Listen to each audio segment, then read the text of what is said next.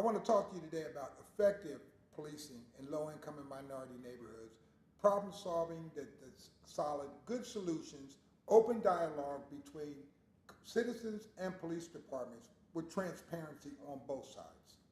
Well, typically what we have today with a lot of the incidents that are going on, people tend to focus on the shootings, which is the final stage of a culmination of events that lead up, and not so much on the initial call, what happened in the beginning, whether it was a traffic stop or whether it was a call.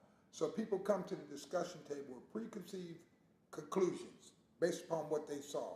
If they jump into a video that catches the action, they don't know the police call or what happened. Then you have to ask yourself, are the officers experienced in that particular community? How recognizable are they in that community? Do they have a sense of trust in that community?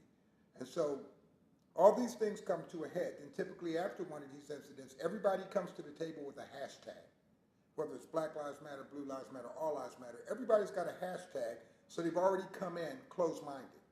They don't want to hear the other side, you know. So I'm in a really unique position, being an African-American male and being a police officer. I'm affected by both sides of it a lot of times. And I understand from the African-American community and pretty much even the low-income community, regardless of the color, there's a sense of being closed off or walls that come up in a lot of the discussions that take place. You know, you have forums and people will be invited in, and the community takes their time off, they're hiring babysitters, they're walking, whatever the case may be, to come to these events. So they're there, and then you have the police or the political element that comes in to answer questions in a forum. Well, how far are you allowed to go in a response before that blue wall comes up, or that political wall? Or, you know, how willing are you to be transparent with that citizen at the risk of repercussion from fellow officers who tend to be typically, you know, a lot of them,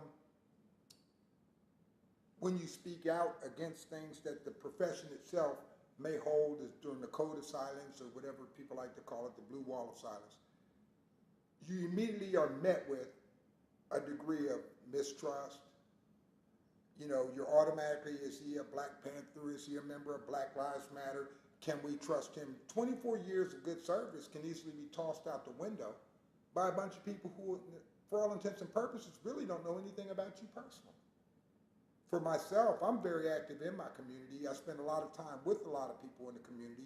You know, I've watched kids grow up here and I've had to work their murders. You know, and there's some of them I put in jail and they write me from jail, or I correspond with them, or they get out and they interact with me.